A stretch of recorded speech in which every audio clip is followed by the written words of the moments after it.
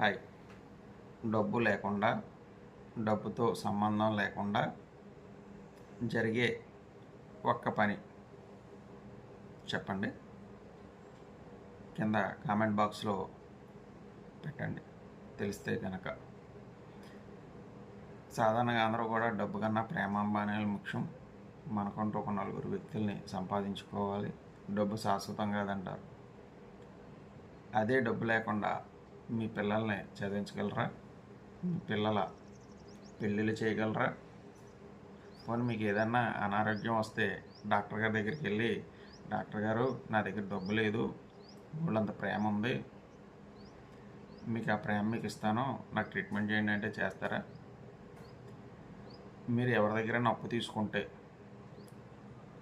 ఆ అప్పు తీసుకున్న వ్యక్తి దగ్గరికి వెళ్ళి, నా దగ్గర డబ్బులు లేవు, మీ అప్పు తీర్చలేను, కానీ నా దగ్గర ప్రేమ ఉంది, మీ డబ్బుకి సరిపడా ప్రేమ ఇచ్చేస్తానంటే ఒప్పుకుంటాడా? ఒప్పుకోడు.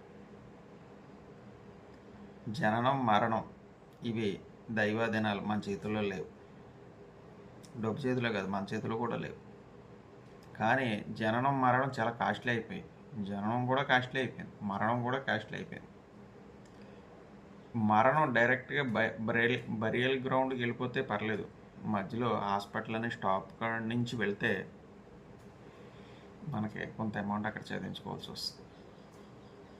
అందువల్ల డబ్బు ముఖ్యం కాదు అనుకుంటే, డబ్బు సంబంధం లేకుండా జరిగే ఒక్క పని చెప్పాను.